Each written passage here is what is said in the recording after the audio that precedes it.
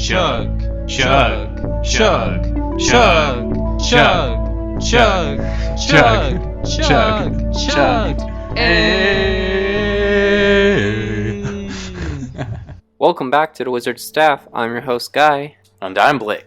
And we are two drunk novices who like to talk about EDH. We drink and swear, so you've been warned.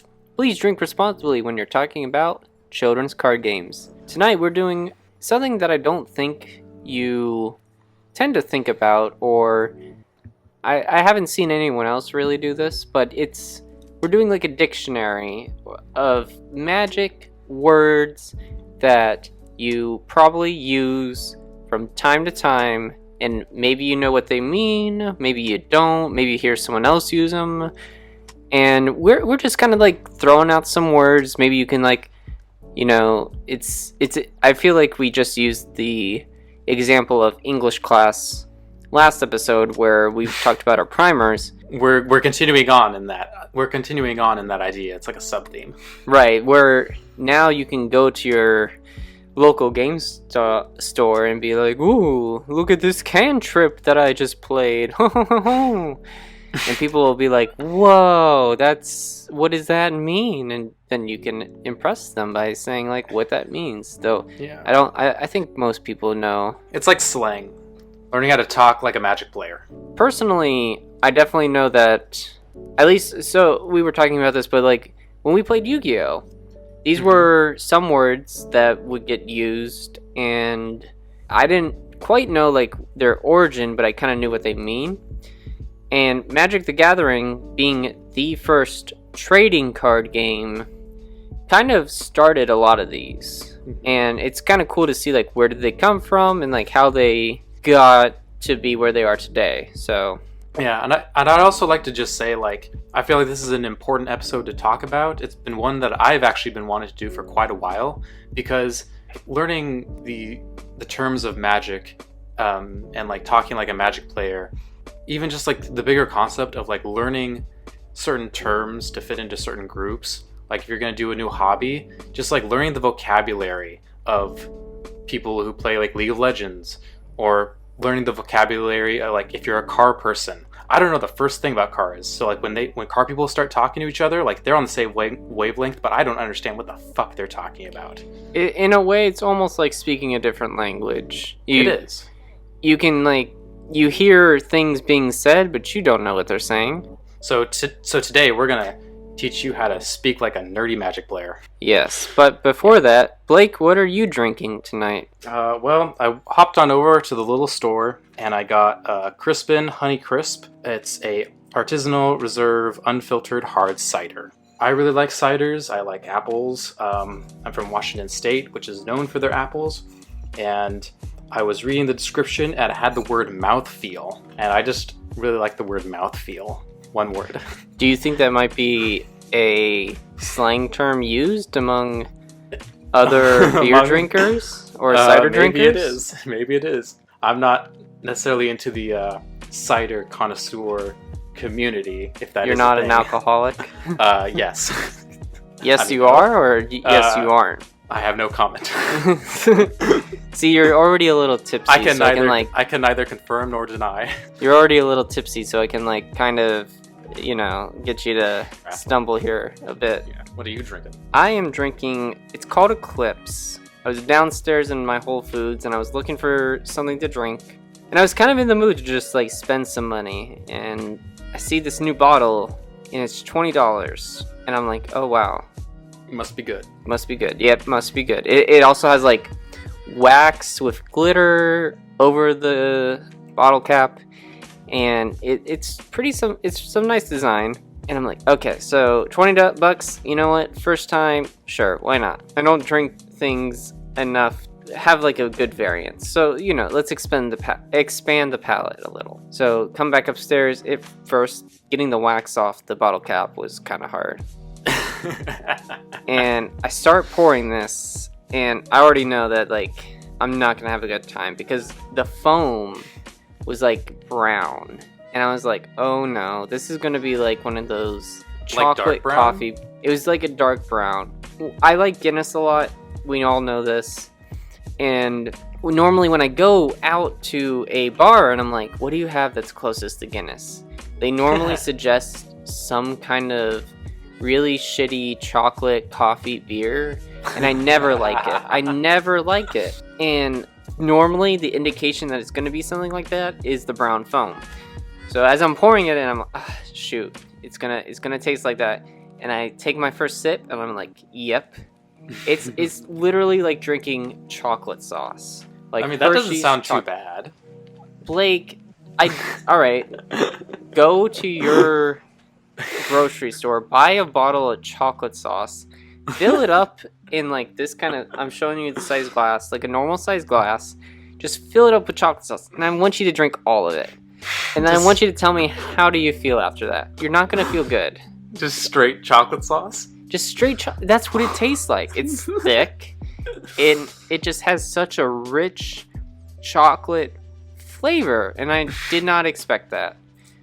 I was expecting it to be a little sweet because it was like malted caramel flavor. I don't know. I'm drinking this bottle and I'm never buying this again. Okay. All right. Rip. Now that we're done ranting about, well, I'm done ranting about beer. Let's get on to. Let's just dive right in. Dictionary A to Z. Let's go. Rapid fire. Alphabetical.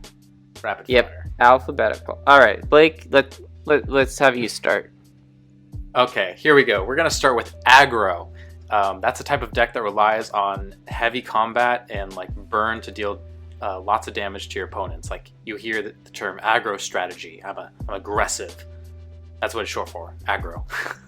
I realized that we already used another word in there that people might not know. Burn, which is damage caused by an ability. Normally in increments of 2 or 3.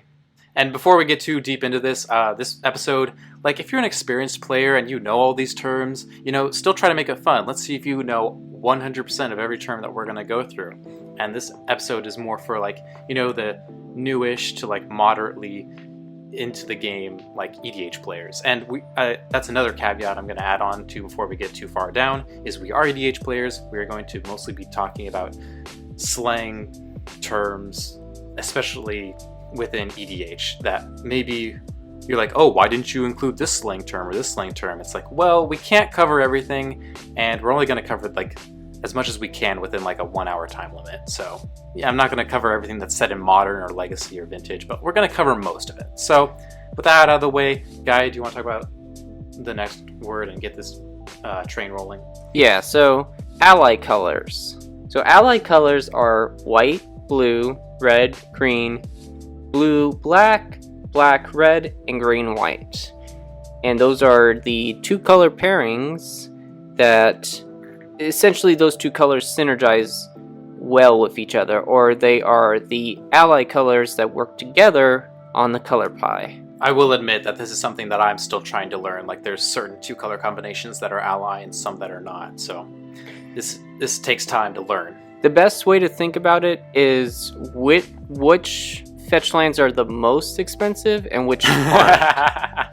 No, I mean, I'm being serious, but like that's it is a good way. The enemy fetch lands are the ones that cost more money and have only been printed twice. The ally fetch lands have been printed a little bit more and typically don't break the bank. Blake, I'll test you here, but can you name me the guilds of each of these 2 color pairings real quick? Let's see. White and blue is Azorius. Red and green is Rakdos. Green, no. Wait. Red and green is...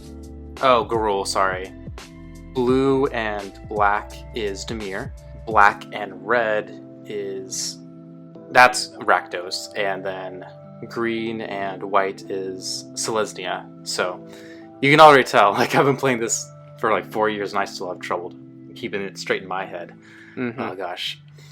So then the next word we have is answer. This is a card that is used to I'll say the word deal with a specific threat. It's like, okay, they played a creature, I have an answer, I have a kill spell. Or they have my opponent plays an instant, I am going to play a counter spell and that is my answer. Answers can be various types of cards that essentially deal with your opponent's threats. Alright, so answer, and now bear. So bear is a 2/2 creature that costs 2 mana. Traditionally, bears do not have any additional text on them. However, the term hate bear has come up more recently, where it's a 2 mana creature with an additional text on it that often limits something that you can do. So like there's the one hate bear that's like each player can only draw 1 card at a time. There's also the Thalia. There's also right. There's also like Collector Oof, and you're probably running that in a deck that like pretty much asymmetrically screws over everybody else except for you. It's these low CMC, again 2 CMC creatures, maybe not necessarily a 2/2, but low stats, and then an ability that hates on your opponents more than it hates on you. All right. So then the next word we have is bomb. So bomb is a card that has a large impact on the game.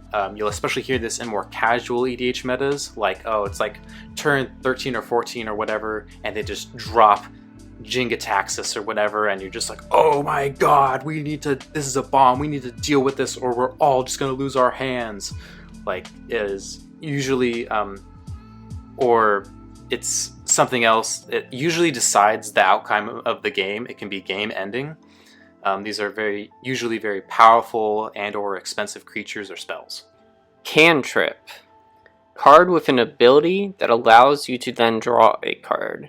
So it might say deal 3 damage to X creature or target player. Draw a card. It's a card that kind of essentially nets you. Allows you to become card neutral in the hand, at least. Mm-hmm. True Love's Kiss, that's a more recent cantrip that just comes to mind, where it says exile target artifact or enchantment. Draw a card. So it replaces itself. And there's like a whole bunch of those, especially in blue, right? I think most colors have cantrips. It just kind of depends what the cantrip does. Oh, that's true. Because there's also a bunch in red, and I can think off the top of my head there's a couple in white, and actually a couple in green. So that's true. I'm glad you corrected me on that. Also kind of want to say, moving forward, Blake and I, so we've talked about this, and that's something that I know I heard in Yu-Gi-Oh! Quite a bit too, and I just didn't know quite what that meant. I'm actually still not 100% sure myself where that term comes from. Sorry we didn't do enough research beforehand, but it just kind of shows how like words, so maybe like the word cantrip actually came from Yu-Gi-Oh! Who knows? But it's like a terms just throughout the TCG have just like kind of intertwined with each other. Yeah. So because it's like Magic, Yu-Gi-Oh!, Hearthstone, Pokemon, like even Pokemon, like a lot of it all sorts to kind of blend together. Mm-hmm. Yeah. So our next word we have is CEDH. It is shorthand for competitive EDH. This is the top end of the EDH format. This is like the most powerful decks that you can make. I can probably go into a lot more details about it, but that's for another time. Yep. All right, next is cheese. Cheese? That's something you hear at the grocery store. But that's not what we're talking about.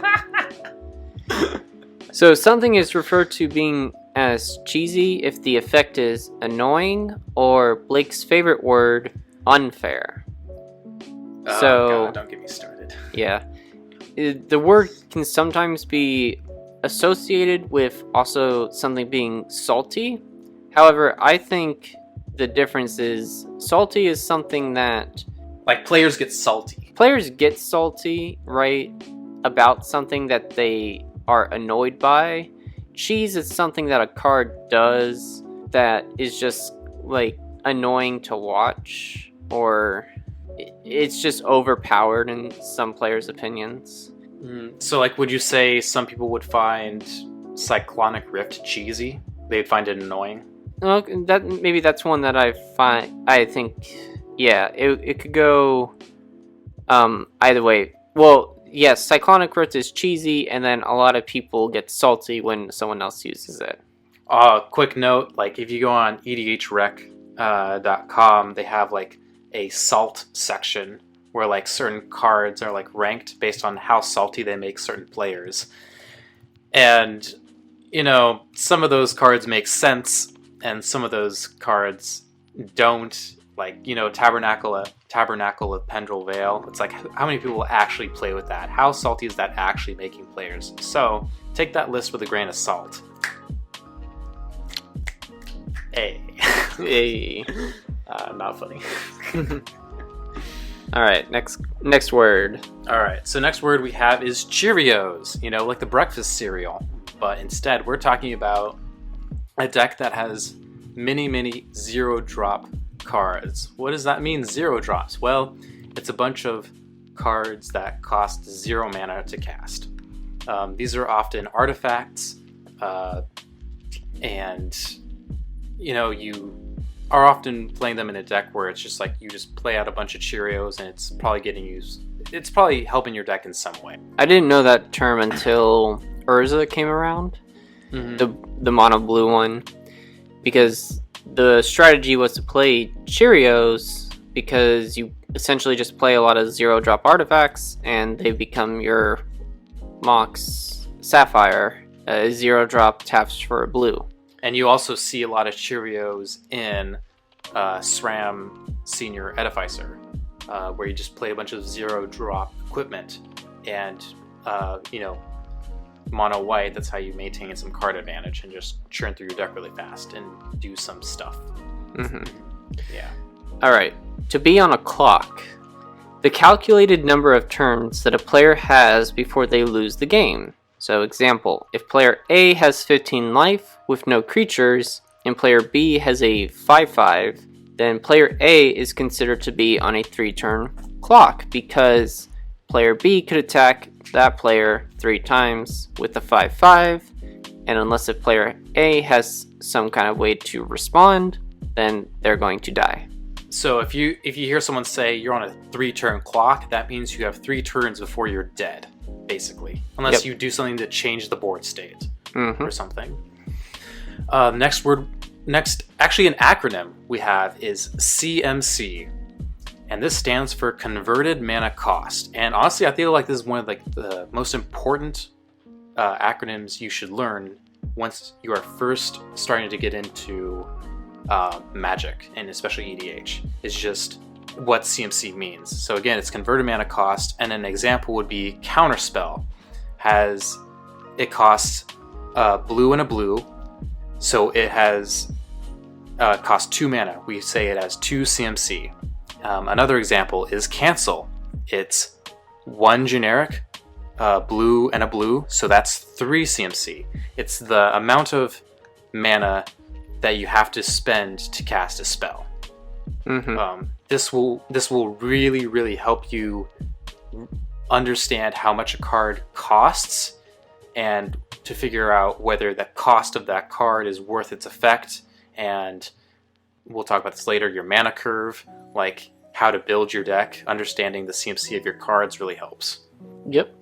And that leads us right into the next example, Counter, which is to not allow a spell to resolve. So the best example is Counterspell, the blue counter target spell, one of the strongest cards in Magic. So you play that to then say, it's more like a sorry in a way, from like the game Sorry. I almost had to say, what's that? I would have laughed so hard. Yes, sorry. No, you can't do that. No, sorry. Ooh, better luck next time. That's very kind of you. You're so apologetic. Our next word we have is crack. No, it's not the drug that we all love and cherish from our childhoods. We're talking about crack. It's to sacrifice something for an effect. Like some cards that come to mind is like Dark Water Egg. You would crack this for like mana, or you would crack it for a card. You often usually hear them say, "I crack this fetch land," and search. They're sacrificing it to do an effect. Reprint fetch lands. Psst, it's happening, actually. Gavin Verhey said in a recent interview that they are aware of the demand for fetch land reprints, and that they've just been waiting for a very specific time to reprint them. But I don't know why they don't just do it in a secret layer product, though. Like, come on. Like, is that going to be your excuse for like, oh, they could just do it in a secret layer? Really? There's almost no reason why, unless if it's a reserve list card, like why cards should be this expensive. That's another rabbit hole. Whatever. Commander damage. 21 damage from a commander through commander damage, or combat damage, that then knocks a player, regardless of their life total, out of the game. So this is often referred to as an alternate win con, because some players will gain maybe like 500 life, and it's like, how do you come back from that? Yeah. Well, you just have one commander go in for 21 commander damage, so they just have to do a cumulative of 21 damage. Yeah, so they can do 7, and then 7, and then next turn 7. It doesn't have to be all at once. It just has to, and then you can do more than 21. It just, at least a minimum of 21 is required. This is also just one of the core rules back in when EDH first started. There were the Elder Dragons, which each had like 7 power and 7 toughness, I think. So it's like, oh, if you swing with them 3 times, like, we'll just have that player lose. So they carried that forward throughout the years. And then one last note about commander damage. It does have to be through combat. You can't have your commander somehow like deal damage like in a static ability. Like or something. Perforos doesn't do commander damage whenever a creature enters the battlefield. That's a perfect example, yeah. Like Perforos burning people out does not count for commander damage. That would be great, though. That would help the deck so much. That would make the deck so much stronger. I'm sorry, guy. Almost. Then we also are going to move on to our next word, or acronym, sorry. All these acronyms. We have ETB. This is an acronym for Enter the Battlefield. These are often effects on a creature. Think like Reclamation Sage, where the creature enters the battlefield and then some effect happens. Or Landfall, which is a keyword ability when a land enters the battlefield. When a land ETBs do X. Yes, that's another great example. It doesn't necessarily have to be on a creature. It can be on a whole bunch of different types of cards. There's also, really quick, like every once in a while you'll hear someone say LTB, which is leave the battlefield. That one's not as common, but I might as well throw that out there before we move on. Okay. All right, Blake, close your eyes. Okay, I closed. Now, I want you to name me the enemy color pairs. Can I just choose to fail this right now? I want you to take a stab at it. I want you to name the enemy color pairs, and then I also want you to say the guild that's associated with them. Okay, here's the thing. I literally cannot tell you what the enemy color pairs are, but if you tell me the 2 colors, I will tell you the guild. I'm sorry. So what's green-black? Green-black is Golgari. Red-blue? Is it? Black-white? Orzhov. Green-blue? Simic. And white-red? Boros. Alright. So damn. enemy color pairs are the 2 color pairs, and it's easy to know what the enemy color pairs are because the color is, when you look at the pentagon on the back of a Magic card, you can then kind of see. So I'm pulling one out right now just so I can easily explain this. But so if you look at white, which is at the very tip top, you know that its enemy color pairs are red-black because white does not sit next to green or blue. The same is true for blue, who sits next to white-black. So that's its ally color pairs, whereas its enemy color pairs are the 2 that are across from it, green-red. So every color has 2 ally color pairs. Sorry, every color has 2 ally colors, and every color has 2 enemy colors. Yeah. Like, honestly, the trick of looking at the back of a Magic card really does help. It's like the colors that are across from it. But the problem is, I always have my cards sleeved, so I'm never looking at that image, so I don't have it in my head very well. So I'm just a scrub. Well, again, enemy fetch lands, the expensive ones. We're going to talk about Evasion. Like, this is an ability or a feature that makes a creature hard to harm, or it's really good at getting around an opponent's defenses. So, for example, like a creature might have hexproof, so it's really hard to target, or the creature has indestructibility like Evasion, so it's really hard to be destroyed. There could also be like a flying's a very typical one where like it can't be blocked unless another creature has flying or reach, so it just it's like pseudo unblockable. It's very hard to stop the attack from getting through. So those are all, like, I could go on and on. There's like multiple forms of evasion, but that's just kind of like the idea. Whereas this creature is very evasive. It's hard to stop. It's hard to interact with too, because hexproof and shroud, 2 other abilities, just make the card unable to be targeted by effects. So it makes the card harder to answer. Yeah. I see what you did there. Yep. I like it.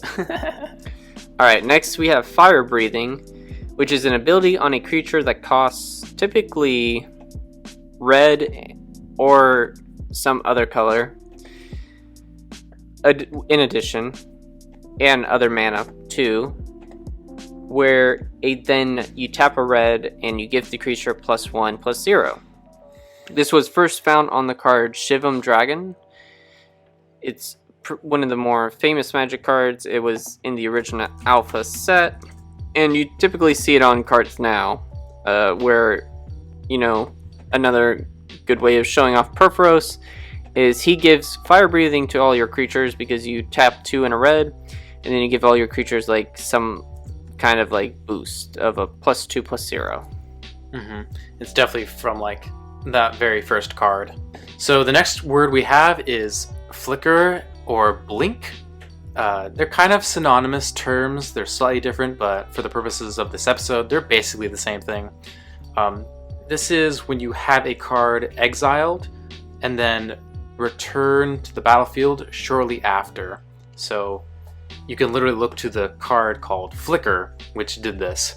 It's often done to help preserve your board, trigger more ETBs.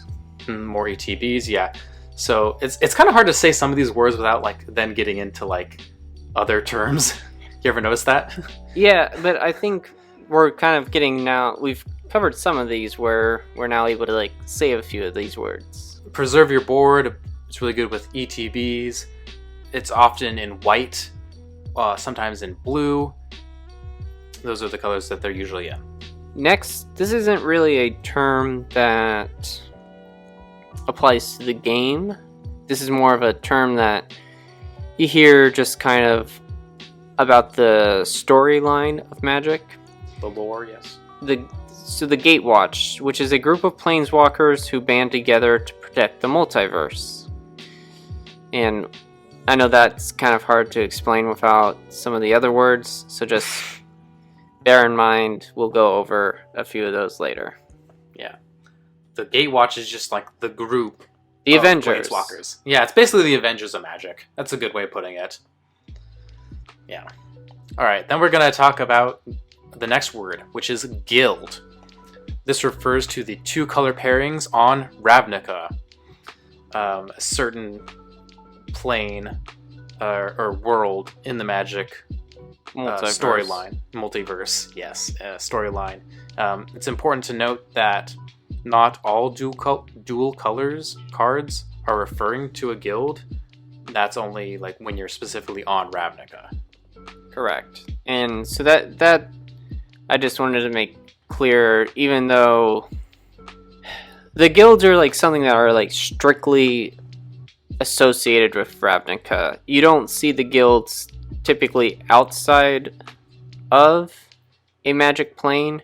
You'll see 2-color pairs for sure, but you don't see them referring to like the Azorius Signet or the Azorius Guild or the Rakdos Guild. You specifically are referring to a guild when you're on Ravnica. Okay. Hoser. A deck that is built to hose / keep another deck in check. For example, if you have a card that really relies on the graveyard, a hosing deck would be a deck that runs Rest in Peace or Leyline of the Void, or cards that really interact with the graveyard so your opponents can't get the advantages out of them. Another example would be, at least in terms of EDH, I will see this happen quite a lot, where someone has a small group of friends that they play at someone's house, and someone builds a really strong deck, and so in response, somebody else will build a deck directly made to screw over that other deck. So, like, for example, someone is playing Oloro and gaining a bunch of life and using that life to win. Someone would choose to like be a hoser, and they would make an Erebos, the OG Erebos that says players can't gain life. That would be an example of a hoser. So for our next term, we're going to say iconic. So iconic is, or rather I should say, each color has an iconic creature. So black, there's 5 colors to the color pie. There's black, red, green, white, blue. Black has demons. Red has dragons. Green has hydras. White has angels. And blue has sphinxes. Like each set, like like I shouldn't say each set, but like within a year's rotation, many sets, like you almost always be guaranteed to get new demons, new dragons, new hydras, new angels, new sphinxes. I think in the core set, they really try to highlight this the most. In core set 2020, we had this iconic set, and I know that there's a second, there's kind of like the iconics, and then there's another group under it where they have like a second tier worth of like creatures that are like most commonly associated. I forget what that's called, because like black is zombies, red is goblins, green is elves, white is humans, I think, and I think blue is wizards. I think so. I know that the first 3 were correct. I don't know about white and blue, but it's the creatures that are most associated with that color, or most likely to see in that color. All right, this one's easy. Library, which is just your deck. So it's like easy. Yeah, it's basically a synonym. Our next word is mill. It is the ability to put the top card of an opponent's library into their graveyard. So this word actually has quite a history. You can go watch our episode, one of our earlier episodes, I think, like 20-something, Mill 101. It's a very infamous word. It's even like played in, like, you were kind of alluding to this earlier, Guy, where it's like in Yu-Gi-Oh! You play an archetype called Lightsworn, and you would mill cards from your own deck. And I'd always kind of wondered where that term came from, because it was never in any like card text or anything. I'm like, where did this term mill come from? And then like we quit playing that ridiculous game and play Magic instead. And now it's like, wow, it came from this. My mind is blown. Yeah, I know I was just using it, and that's only because I heard other people in the Yu-Gi-Oh community use it, and you just kind of like latch onto it, but you don't ever really think like, oh, where did this word get its meaning from? Also, before we move to the next word, I just want to say, like, it's like people always say, like, why can't this just be keyworded? It's like actually so heavily used as slang that it's like, why can't it just be keyworded? Like, why can't R&D just put like mill 2, mill 17 on certain cards? And like Mark Rosewater has talked about this on many podcasts. Mark Rosewater being the head designer of Magic the Gathering, and he said like R&D has looked into it. It's just it doesn't work because there's no word that they can find that connects with the new player to tell them to put the top card of their library into their graveyard. Like there's words like forget, but then they just like end up discarding, which is different. So they've tried, they've looked into it. It doesn't actually work in terms of being keyworded. So I mean, I don't know why they don't use the word mill. It's not the most intuitive thing, I'll give you that, because it does come from the word mills. It comes from the card millstone, so it's a direct reference to that card, and so you kind of have to know what that card does. I know he's explained specifically why they can't just use the word mill. I don't know the exact reasoning off the top of my head, and I'm not about to attempt to, so yeah. Yeah, I feel like it's something that's... It gets tricky, because I think it just gets a little too complicated of, like, how you word it, where instead of it just being, like, a clean, simple sentence that everyone would understand, it's not something that can just easily be explained. You kind of have to have some history and knowledge prior to trading card games to be able to understand it. Yeah. That's the best way that I think I could put it. Alright, metagame. So this is known as what are like the most popular and strongest decks in the moment. So knowing the metagame helps you a lot when it comes to going to tournaments, and you can either anticipate what other players plan to build, and you can maybe build a hoser deck in response. Or you can just build your own super strong meta deck. And meta game in general doesn't actually always have to refer to tournaments, because you definitely have your own like home metas. Mm-hmm. And you can kind of say like, oh, at my home meta we play a lot of 2 colors, and you know our home meta is like a 7-8 power skill kind of thing. So it's a very flexible word. Like meta is definitely said much more in tournament formats, but it can definitely be used in EDH, like you said, a home meta. I actually like to refer to various power levels of EDH by calling them metas. Like I like to say high power level meta, mid-tier meta, low power level meta, because that's, at least for me, I've found throughout the years that's a very helpful way of thinking about EDH. Some people might disagree with me. For me, I find it really helpful.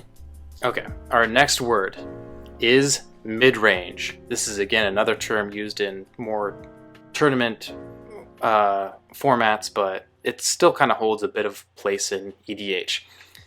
This is a deck archetype where your deck is balanced between aggro and control. Depending on what your opponents are doing, your deck should be able to pivot the cards in it to answer your opponent. It's sort of like it should be able to flip-flop between certain styles, the aggro style and the control style. Mm-hmm. Mannis Inc. Something you can spend your mana on when you start to have a lot more than you would normally have, or when you happen to just be drawing cheap spells. So it's a card with an ability that you can just sink your mana into. So you can just take that mana and then spend it to activate the ability. At least in my experience, it's like, one example would be like Una, Queen of the Fae, my favorite card. She has an activated ability where like, if you've just been holding up mana for counter spells throughout a rotation of the table, but you didn't need to counter anything, and it's coming around to your turn, you can instead, at the end step before your turn, just like dump all of your mana into her activated ability, maybe mill some or exile some cards off of your opponent's library and get some creature tokens. It's just, that's one example. It's something that you could just like pour a bunch of mana into, maybe even infinite mana. If you go infinite, you're probably winning. But just saying. All right. Yeah. So then we have the term MaRo. This is a creature in Magic the Gathering who is named after Mark Rosewater at Wizards of the Coast. They abbreviate the name of their employees to the first 2 letters of the first name and the last name, hence MA plus RO. And that's become Mark's nickname, and it's lasted throughout time, as far as I can remember. Yeah, you'll often hear people refer to Mark Rosewater as MaRo in articles, or you'll hear it just himself refer to it. It's his favorite card and favorite art. He loves the card, and he was just able to then be able to become a part of it, which I don't think many people can say, to be honest. It's like literally a card, pretty much. Yep. Alright, Netdeck, which is a popular deck that is copied and played, usually with little alterations, and you find this off of the internet. So you are picking a deck that you are pretty much taking straight from the internet. And I just want to say, like, some people still have this, like, stigma, like, oh, if you net deck, you're a bad person because you're not being original. You're not thinking for yourself. You're just riding off of the success of other people. And it's just a very toxic and, like, not a helpful mindset. It's like, nothing is ever, like, hardly ever truly original. It's like, we always, there's the saying, you stand on the shoulder of giants. You always stand on the people that come before you. Like, almost everything is, like, built on a foundation of people who have come before you. So that's just something I want to say before we move on to the next word. Yeah. So next one is plane. So we mentioned this word earlier, but now we finally get to describe it. So in Magic the Gathering, a plane is a dimension in the world of Magic the Gathering. Each set is on a different plane in Magic's vast multiverse. Planeswalkers are the characters of Magic who have the ability to travel between these planes. You see some characters such as Jace or Chandra represented on cards. You are also considered a planeswalker. You, the player, are considered a planeswalker by casting spells from your magical library of spell books. Yeah, that's why you see some characters pop up from more times, because each set of Magic is considered to be on a different plane. So, Jace might show up here, and maybe then a year later he shows up on a different place, whereas you don't see other legendary creatures who are also considered characters. They will be associated with that plane of Magic, because they can't travel between the different planes of Magic. Mm-hmm. Alright, next is Prime Time, which is just a short term for Primeval Titan, a banned card in our format, but you hear it still quite often, I feel like.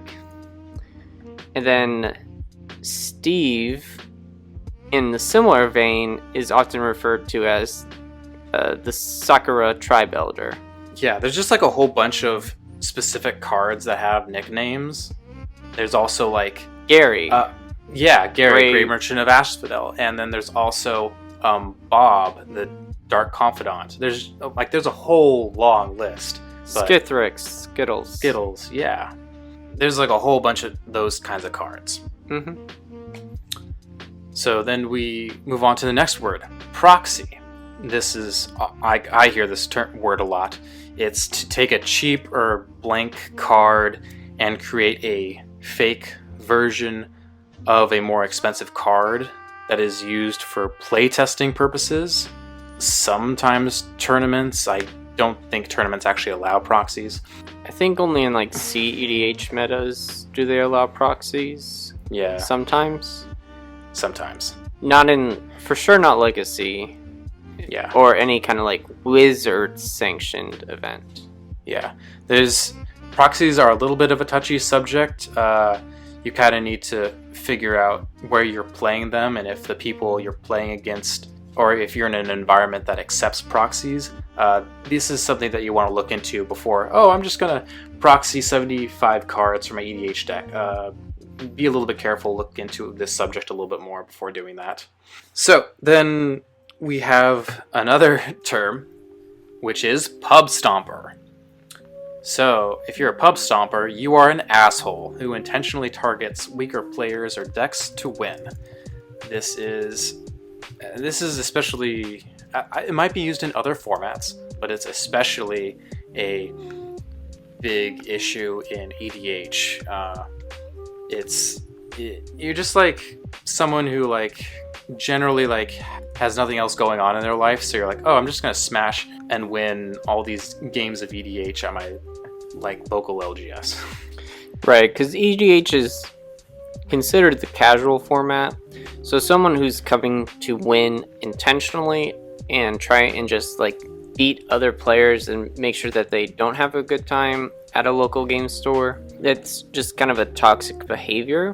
Whereas I feel like you don't tend to see that as much in other formats, because normally like in Modern or Legacy or even other games, when you go to a tournament or are interacting with other players, you are typically playing for some kind of competitive sake. You're not, and you want to win in the competitive way. You don't want to like kind of come back off of your players. One key thing that I forgot to mention is that there's an element of deception usually. Usually pub stompers will present their deck as, oh, it's not that powerful. It's whatever. It's not that big of a, it's not like super strong, but it is. And they like, because they gave you false expectations, they obviously crushed all of their opponents. And it's that active deception, that intentional deception that is toxic and not okay in any regards. Right. I've heard people talk about how they go and they realize that there was miscommunication between their decks and how theirs might be more powerful than the others, and they kind of hold back a little. They don't go all out because they were truly just trying to be honest, but just, you know, their idea of something was different from the other player's idea of power levels, which created this kind of pub stomper quote-unquote belief when that wasn't actually the case. Alright, so there's going to be one term you learn tonight. I think it's going to be this term. It's the Rabaya scale. And this is a scale of 1 to 10 that is referred to when talking about the likelihood of returning to a plane of magic. So Rabaya, the scale that this was named after, is the plane for Magic set Arabian Nights, which was the second expansion after Alpha and Beta.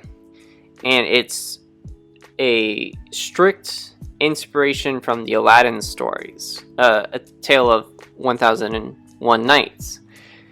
And since it's a plane that almost took direct inspiration from the stories, MaRo, or Mark Rosewater, has said that the likelihood of returning for a full set is very unlikely.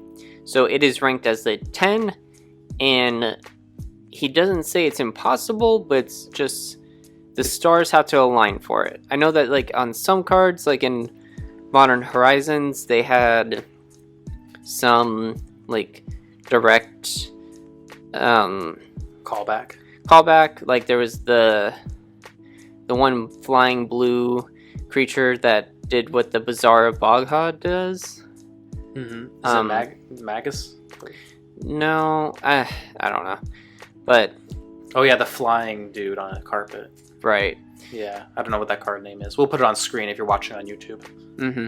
But anyway, the Rabaya scale is also named after the Storm scale, which we'll talk about in a bit. But there's just scales in Magic that refer to what is the likelihood of doing something again. This was a term that like I didn't know at all. This is, yeah, it's not the Storm scale. I thought you were describing the Storm scale at first, but it's not. Okay. Then we're going to move on to the next word, which is rarity. So rarity is the likelihood of a card coming up in a pack. So there's generally 4 types of rarity in Magic the Gathering. There is common, uncommon, rare, and mythic. So when you open a pack, you're going to get a whole bunch of commons, and it's going to be really difficult to get a mythic. Mythics are like, ooh, the big money usually, because they're fewer. I will just say, I really appreciate that Magic is like only 4 levels of rarity. Because if you go to Yu-Gi-Oh, yeah, there's just so many subsections of rarity. It's like utterly baffling, and like it just fucks my mind so hard. Just like Shatter Foil and Star Foil and Mosaic Foil and Ghost Foil, Ghost Rare. Like there's just so many. Like it just. Like when I was playing Yu-Gi-Oh, I didn't know which was more rare than another type, and like it wasn't clear at all. And I always looked at the charts, and I was just always so fucking confused. But with this, it's so simple. There's only 4 rarities, and like yeah, there's exceptions to it, like Judge Foils or whatever. But there's a bunch of premium cards, like pre-release foils. But like relatively speaking, there's very few of those, and I like how straightforward it is. Like I know in early sets rarity wasn't a thing in Magic, but now Magic has gotten into its groove. It's very clear, it's very direct. I love it. Mm-hmm. This is a term that I just added on to our list closer to the beginning, and I think it's just important to call out in case you don't know, but it's the reserved list, which is a list of cards that will never see reprints. I think a lot of the original Dual Lands, Black Lotus, Power 9 cards, they're all listed on this list as ways of WotC saying, like, we know and acknowledge that these are expensive cards from earlier, and we promise that we will never reprint them, so you can keep your value on the cards. This was kind of a thing done at the time before people realized that, you know, Magic could just reprint the cards whenever they wanted, and so the fan base got a little upset about that. And so it was kind of like a compromise where they said, okay, cards on that have value, and or not even have value, but just like are old, you know, from here on out, these cards that we're about to list never will be reprinted. But moving forward, please expect that, like, at times we will reprint these cards so that more players have access to them. So the way I understand it, it's like due to legal reasons, like serious possible litigation, the reserve list is like hard fast. It is like literally these cards will never be reprinted. So like, yeah, you can make jokes about the reserve list all you want, but like at the end of the day, it's like it's not going to change. Like no matter how much you yell about it, for legal reasons, they are never going to get rid of the reserve list. I know we can all sigh, but I don't know. I feel like I've just been like in MTG too long. I'm just like I've seen too many of those jokes, and I'm just like, okay, it's like beating a dead horse at this point. I will continue to make the jokes because until someone really can explain to me the reason for the reserve list, and I understand that maybe there's these legal reasons, but like there has to be some workarounds. Yeah. Like I don't know. I will admit it's a little bit frustrating. They can't even talk about the reasons why they can't because of legal reasons. That's like it's kind of circular logic, and I will admit it's a little bit eye rolling. Yeah, it's difficult. Well, let's just move on before I get mad. Alright. Yeah, I can see your angst. Next one we have is Ritual. So, Ritual is a card that nets you mana. An example would be Dark Ritual, where the term first originated. So for 1 black mana, you can add 3 black mana to your mana pool. You have thus netted 2 black mana. It's not just in black, there's also red rituals. Those are typically the 2 colors that they're in. I think it's primarily red now. Yes. It was a black thing, and then I think black got a little too many ways of being able to just net large amounts of mana. And so they moved it to red because they saw it as like an impulsive way of ramping. Similar to how they have the impulsive card draw where you discard cards to draw cards. Okay, 2 words that I'm just going to now throw in. Rummage and Loot. Mm-hmm. Rummage is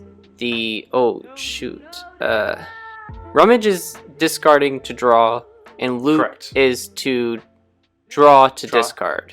Yes. Cool. Rummage is usually in red, and looting is usually in blue. Right. Yeah. They're the opposite. Blue draws cards to discard cards. Looting. Red discards cards to draw cards. Rummage. Alright, removal. So any spell that destroys, exiles, or otherwise renders it permanent, useless, or shuffles it back into its owner's deck. For example, Doomblade, Naturalize, or Path to Exile. Pretty straightforward, just a card that deals with another card. Yeah, you could also kind of call this an answer, in a way. In a way. So a lot of these terms begin to blend together. I'm sure all of you listeners are beginning to realize. So then we also have Scry. It's to look at the top card of your library, then to determine whether it goes on the top or bottom of your library. Scry is usually accompanied by a number, so if you scry 2, you look at the top 2 cards and do them independently, whether they go on top or bottom. It could be scry 4, scry 6. I don't think it goes up that high, but theoretically, I think scry 4 is the highest it's ever gone. Okay, but it's a fairly new keyword or evergreen ability, I think. It's definitely something that has been keyworded for quite a while. It was something that became... it's always been a keyword ability, but it's become evergreen. And evergreen means that it will show up in almost every single set. Guaranteed. Scoop. This is a term when you concede a game. So it is the action of just scooping up all your cards. First, as you now no longer want to continue. So you just say, okay, I don't see a way out of this. I'm just going to pick up my cards and concede. So it's not about ice cream? Nope. Aww. I wish it was. I wish it was. Yeah. Scoop's another one of those topics that's like a little bit controversial depending on the social circumstances around it. So like, look into that a little bit. Mm-hmm. Yeah. All right. The next word we have is shard. This is 3 color pairings, which I am not going to attempt to even try to do. These are opposites of wedges, which we'll be talking about later. The shards are white, green, blue, and blue, white, black, and black, blue, red, red, blue, green, and green, red, white. Yeah, I don't know. Yeah. These are the ones that I get a little messed up on. I believe it, in a way, it's you have a ally color pair with an enemy wedged in between them. No, you have an enemy color pair with an ally color pair. So, okay, best example. The wedge, green, white, blue. That's 3 colors. So you have green and blue, which are the enemies, and then you have white, which is wedged in there. Does that make sense? Kinda, yeah. It's easier to see if you're reading it. It's easier. It's definitely easier to see when you have the pentagon in front of you. Mm-hmm. Because wedges are typically fatter shapes, and then the shards, which we'll talk about later, are 2 ally color pairs with their shared enemy in between them. Okay. Alright. So, staple. You can go listen to episode 52. Hey. But these are cards that everyone is basically expected to get a playset of or run in their deck. It's a card that is just good and can easily fit into a lot of decks. So like Swords to Plowshares and like Soul Ring. Soul Ring, yeah, those are perfect examples. Alright. Then our next word is Storm. This is an ability that is very, very powerful that allows you to copy the spell for the amount of times a spell previous has been cast. So if 6 other spells have been cast before your Storm spell, it has like Storm 6. It like makes 6 copies of that spell. Typically throughout Magic history, this is like really broken, like actually broken in certain formats. It's like not as broken in EDH, but it's definitely powerful. I almost want to say, depending on the circumstance, this can be really broken in EDH because you have the storm scale counts for all cards or people casting. It's not just yours. So when you have 3 other opponents, it could really add up to storm scale, just depending on how your opponents are playing. Like, are they playing a lot of instant speed during your turns, or? Yeah, because it counts your opponent's stuff too. So if like they're interacting a lot on the stack, you're like, haha, sucker, Flusterstorm, fuck you. Right. Alright, so that leads into the storm scale, which this is probably the term that is more well known. It's very similar to the Rabaya scale that we talked about, but this refers to the likelihood of a mechanic returning to a standard legal set, and named after the infamous storm that we just mentioned.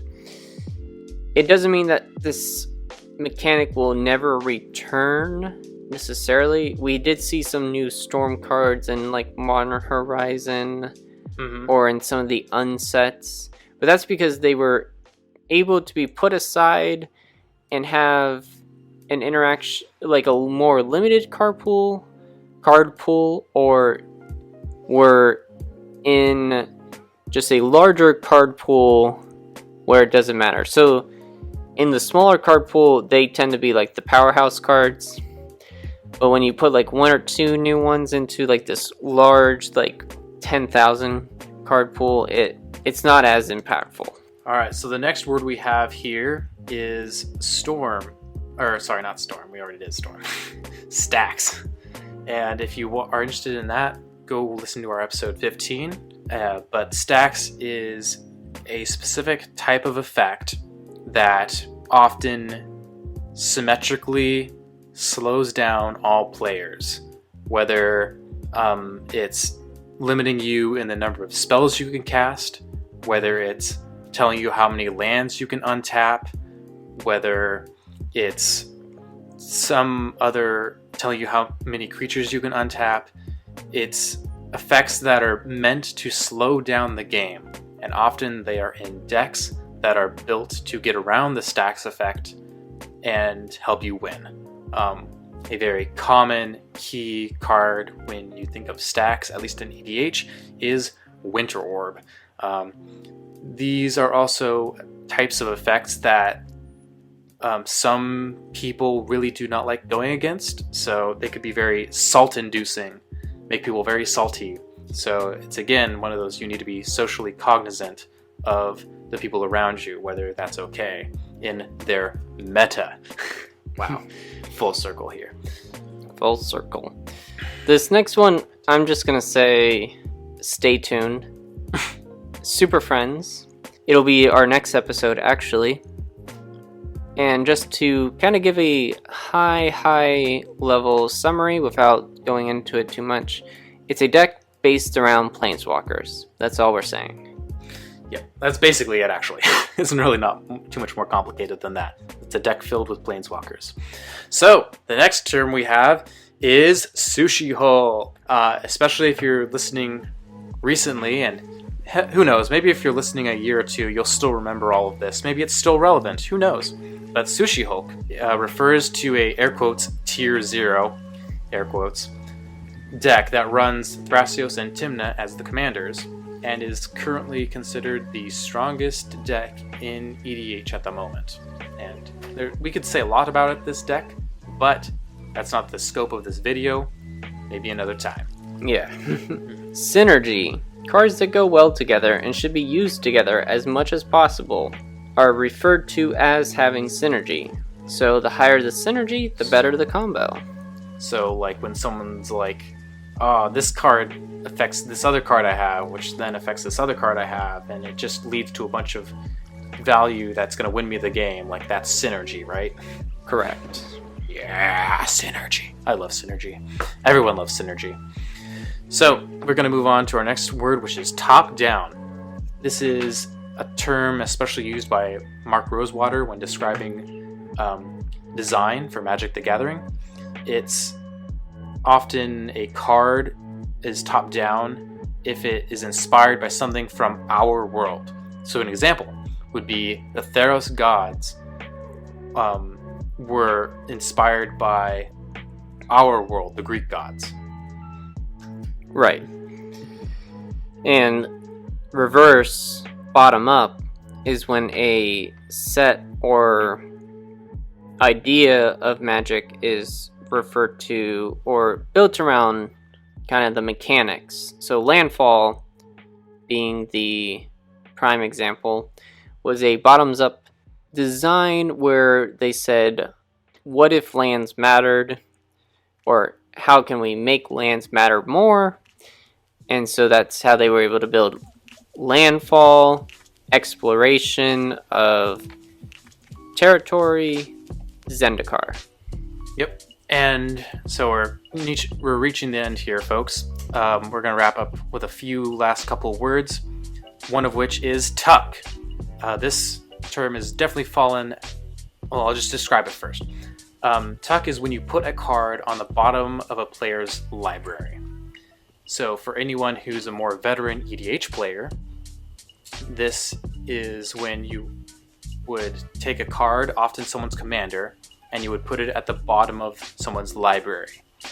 This was changed by the rules committee, who were in charge of EDH, and they said you can no longer do that. If the commander would be tucked, it instead now goes to the command zone. And it's definitely one of those things people complained about at the time, but as time has progressed, people have moved on and have most people have realized it wasn't actually that bad. It was actually probably a good thing, probably. Mm-hmm. Hot take. But that's generally the consensus that I've received talking with people. Mm-hmm. Tutor. So this is a card that lets you put either a particular card type out of your deck into your hand. That's normally more associated with the color pie. So blues will get instants and sorceries, whites will get artifact and enchantments, green gets creatures. Mm-hmm. Red and black kind of have any card. Red is a little more, again, impulsive, but black is strictly just pick a card, lose some life, but that could be any card. Does not have any kind of restriction. Yeah, that's true. And one quick example most people think of when they hear tutor is demonic tutor. That's usually what most people think. There's tons. There's idyllic tutor and enlightened tutor. I could go on and on and on. There's gamble, but there's a lot of these. This is a very important effect in EDH and almost any format really. What's the green one called? There's a lot. There's Worldly Tutor. There's Sylvan Tutor. Worldly Tutor is the one I was thinking of. Yeah. There's tons in green. But Guy, you got at the key of it, which is each color typically has restrictions except for black, which can get any type of card. And red. But red doesn't actually tutor all that much. I think Gamble is pretty kind much of the one. Yeah. I'd like to see more cards like Gamble. Alright, so our next word is tech. This is a specific card that answers an opponent's specific strategy. So an example would be Grave Hate. Think Rest in Peace. Or Leyline of the Void. These are specific cards that are in the deck to deal with certain popular strategies. Or things that just go on in your meta. Yes. Yeah. It's in terms of tech is definitely something that's more in other formats. I tech in this such and such card for my sideboard, but Commander doesn't have a sideboard. So in EDH, when you hear someone say, I teched in such and such card, it's usually because you're in a very casual meta or you are in a whole meta. You're with your friends, you start playing cards specifically to start kind of messing with your close friends. Mm-hmm. It's kind of like a hoser. They're like kind of related. Exactly. I do quick sidetrack back to tutor. A card doesn't need to say tutor in it for it to be a tutor as well. Academy Rector, Arena Rector, those are good examples of still being tutors that are able to go through your library and pick out cards, but they don't have tutor on them. Like, it's not listed in their card description. Yes. This isn't really a word, I guess, but you just hear it. Like UN. It's referring to the silver bordered cards in Magic the Gathering, which are cards that are considered a parody or a joke. We just kind of talked about that a little in the Unsanctioned Unlegends episode. So these are just cards that have more of a joke aspect to them. Mm-hmm. And they're often not legal in any format. Unless if it's strictly for the cards. Yes. Alrighty, we have, for our next word, vanilla and French vanilla. So, vanilla refers to a creature with no abilities, and French vanilla refers to creatures that have one keyword mechanic. Yep, so pretty easy. Yep. I'll just say in EDH, like, usually you don't run vanilla creatures, and you might see a few French vanillas, but in EDH, people usually have creatures with static abilities or activated abilities or triggered abilities. They usually don't have vanillas. It's much more of a thing in like other formats. There's one more term that I forget to describe. Virtual vanilla? Huh? Virtual vanilla? I think so. It's like haste is a virtual vanilla if it's just a creature with haste, because haste doesn't matter unless if it is the turn that it is summoned. So virtual vanillas are creatures that after their first turn are essentially vanillas. So these are creatures with, like Rex Sage, where it enters the battlefield, does something its very first turn, but then essentially after that first turn it does nothing. And what you said, Guy, creatures that have haste, they might be able to like do something out of the ordinary on their first turn. They attack on their first turn. But then they're vanillas. But then they're basically vanillas. Mm-hmm. Yeah. Okay. Voltron. Last 4. This is a deck archetype that focuses on the commander damage, or the commander dealing 21 commander damage. So they knock out an opponent in one swing. So then we have Wedge. This is Abzan, Jeskai, Sultai, Mardu, and Temur. Just certain 3-color combinations. The other half of the shards. Yes, I think I mixed up earlier when we were talking about shards. So wedges are the fat ones where, like, a shard would be something that's like pointy, and if you look on it on the magic card, it would be like you draw a triangle around 3 colors, and it's like this long elongated triangle, and it's like a shard where if you took it you could stab someone. Or a wedge would be something that's more like longer than it is pointier. Does that make sense? Yeah. I'd have to look at the back of a card. Yeah. Alright. 2 more. Wheel. Discarding your hand to draw cards. Coming from the original Wheel of Fortune. Woo! And Crazy. I actually have to say, like, that is such a good card. I bought it, and I just want to play it immediately. Like, it is so good. Yeah, but it's on the reserve list. Yep. Buy it now. Buy it now, before it's too late, pretty much. So then we move to our last term, which is Wooburg. It stands for W-U-B-R-G, Wooburg. All 5 colors of magic in order: white, blue, black, red, green. It's all 5 colors. So if someone says, oh, I have a Wooburg commander, that just means they have a commander that is all color identities. Yeah. Yeah. Pretty straightforward and pretty easy. Yeah. Or they say like, oh, I'm going to make Wooburg mana. It just means they make 5 particular amount of mana in those colors. Mm-hmm.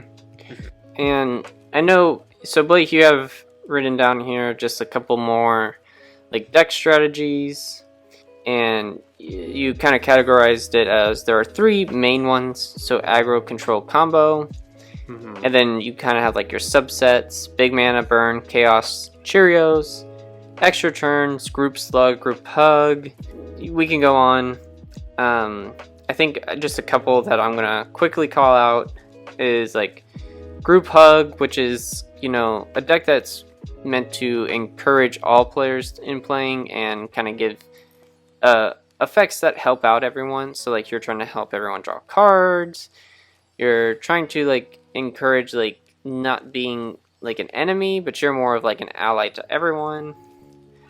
Pillow Fort, which is just a deck that relies on like stacking effects and trying to block people from attacking you a bunch. Aristocrats, which is creatures dying to deal damage to your opponents.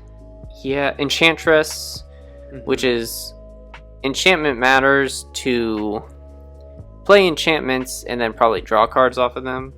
Tribal, pretty straightforward, where you are just playing one specific tribe or type of creature card to synergize with your deck. Yeah, there's like a whole bunch of these, but like we could honestly be here for like another 30 minutes if we wanted to dissect each and every one of these. Oh, let's not. Let's not. Like the main purpose of this is just saying that there is a whole bunch of terms you can use to describe all different types of deck strategies in Magic the Gathering, no matter what format you're in. But this is something you're gonna have to play a lot of Magic in order to learn all these kind of like terms. Like, some of them are keywords, some of them are slang, some of them are like in between. You're just gonna have to play a lot of Magic to learn all of them. And it is really helpful because it just kind of makes things quicker. It's like, oh, I'm playing a Sigarda Enchantress Voltron deck. Some of you might not know what the hell I just said, but like for like moderately experienced players or a lot of experienced players, it's like, oh, I know exactly what you mean. Like, let's just start jamming a game right away. Ooh, that's another term. Jamming. It's like, all right, let's just start this game. Let's just jam this game. Or, oh, I'm just gonna jam down a Jace Wilder Mysteries. It means you just slam it down on the board and hope it sticks. Yep. Last minute term for you. So yeah, by the end of this, we hope that you've learned a couple new terms, and we hope now that you can go to your local game store. You can start talking the talk, or you know, you can at least understand what the hell people are saying. And yeah, so I think that's it. You can find us on iTunes, Spotify, anywhere that you can find podcasts. You can find us on YouTube, The Wizard Staff. Find us on Twitter at The Wizard Staff 101. Send us an email if you have a question, thewizardstaff101@gmail.com. And I think that's it. Yeah, feel free to like leave a comment if we've missed something super important.